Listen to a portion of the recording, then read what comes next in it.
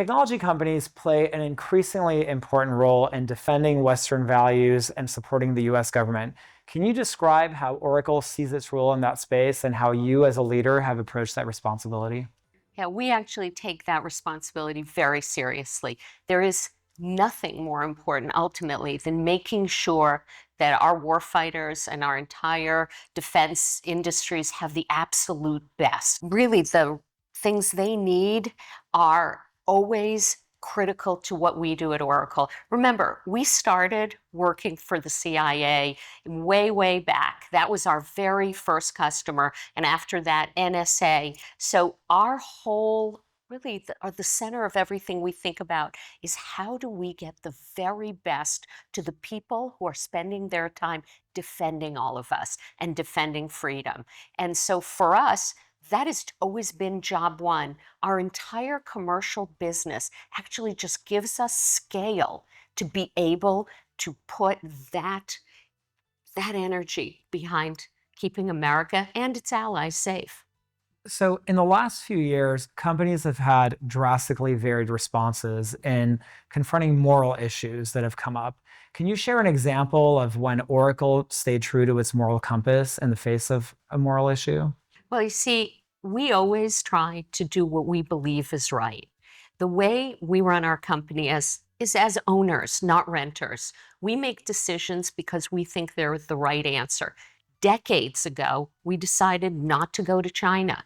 We decided that our technology was simply too valuable, too powerful to share it with the Chinese government, the Chinese military. When we built a cloud, we didn't build a cloud in China, specifically because the requirements made us feel that national security of the United States would be at risk. When the Hamas terrorists attacked Israel, we immediately got behind Israel to help their military establishment work and fight this off. We did a lot of things for our employees and for those in need, millions in donation to Magen David Adom. But in some ways, one of the most important things I thought we did was we put on all our websites around the world in local language, we stand with Israel. And anyone who had a problem with that, they had a problem with us. And the truth is that that strong statement actually wasn't pushed back on. Even in countries that you would think Israel might not be very popular, my whole view was if you're with rapists, murderers, and child killers, we're not interested in working with you. What we actually found is that in every country, our business went up, not down. And we didn't think about that when we did it because we thought it's important to stand with the ones that were right. And I'll tell you, it wasn't even a hard decision. And we've made many of these decisions, including when Russia invaded Ukraine. We helped our Ukrainian employees immediately evacuate, often under fire. We resettled their families so they'd be safe. That's always our focus. I'll tell you, many times we have found that in times of trouble, if you are calm and know the difference between right and wrong, you're in a very safe place. And it actually gives strength to our employees and a real understanding to our customers of where we stand. AI is now a top priority for the US and its allies. How do you think that the United States government can leverage AI to defend against foreign threats on this growing digital battlefield? This is a very important moment.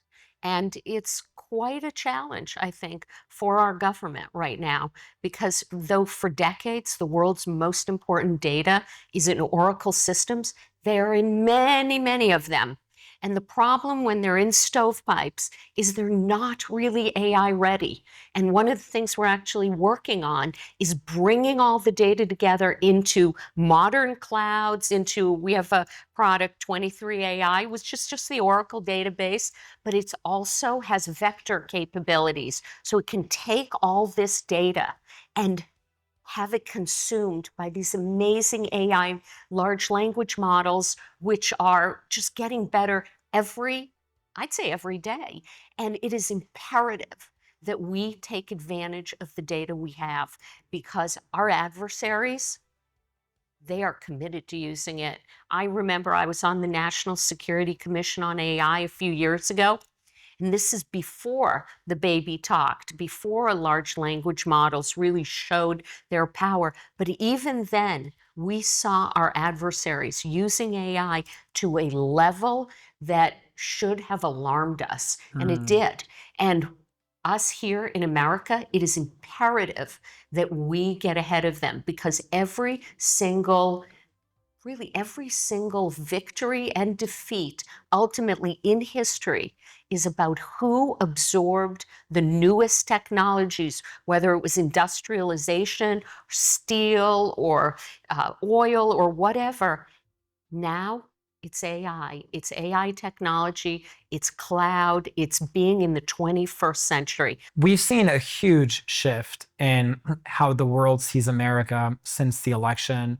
Do you think that America is on the cusp and in many ways already experiencing a new golden age? I think this is the most exciting time we've ever had. I mean, we're just a few weeks into the new administration. I've spent a lot of time around Washington.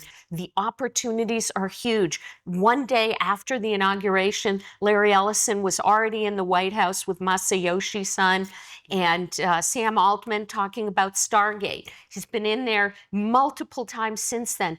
People are investing, people are excited, and this is an unleashing of the real American spirit.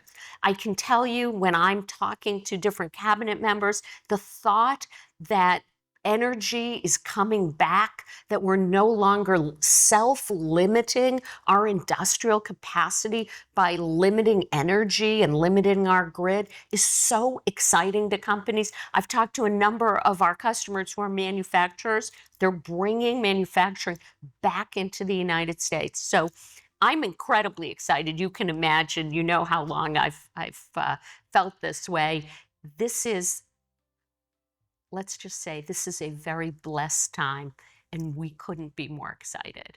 With Doge, we've seen a huge push to bring operational rigor and concepts from the private sector into government.